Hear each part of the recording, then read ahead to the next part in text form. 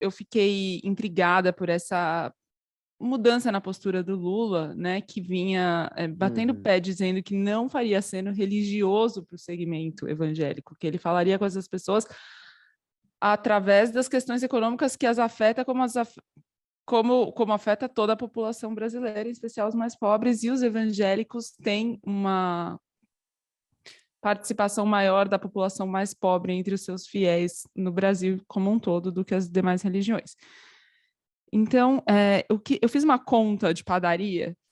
para chegar mais ou menos aonde o Lula pode ter mirado quando fez esse ponto de inflexão ao falar de religião no palanque. Eu me baseei nos dados do Datafolha desse ano, que tem 26% da população hoje se declarando evangélica.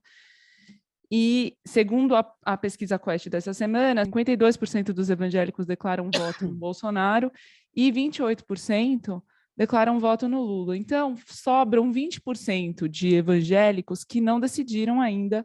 em quem votar. E o que dá mais ou menos algo como 8 milhões de eleitores, ou 5% do eleitorado total. 5% do eleitorado total numa eleição que, tudo indica, parece cada vez mais apertada, é um número decisivo, é um número que pode mudar o cenário até outubro.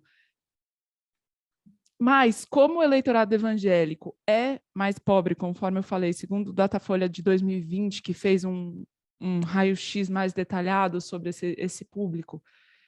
e 48% dos evangélicos recebem até 2 salários mínimos, nessa faixa, o Lula tem um desempenho superior, uma margem maior sobre o Bolsonaro, e essa faixa tem a economia como o maior problema. Todas as classes sociais têm economia hoje, segundo a Quest, todas as classes sociais têm economia como seu principal problema, mas nessa faixa dos que recebem até 2 salários mínimos, o problema da economia é ascendente, nas demais estava estável ou oscilando para baixo. Então, são pessoas para quem a questão econômica está mais na ordem do dia do que a questão religiosa. Então, a pergunta que sempre se colocou desde o começo, que o Bolsonaro já vinha se pregando como o Messias, era: faz sentido entrar na disputa religiosa? Não, o Lula dizia, argumentava que não, era melhor falar pelo bolso. Eu procurei a campanha dele para entender se havia mudado esse entendimento, e eles me disseram, falei com 2 ex-ministros petistas que estão na campanha, e eles dizem que não, que foi só um gesto, foi um aceno, mas que a estratégia é a mesma, a estratégia é continuar falando da economia, qual que é o risco do Lula em entrar nessa seara? É concorrer, tentar entrar numa competição com o Bolsonaro de quem é mais religioso, e o Bolsonaro, como a gente sabe, o Bolsonaro e o bolsonarismo têm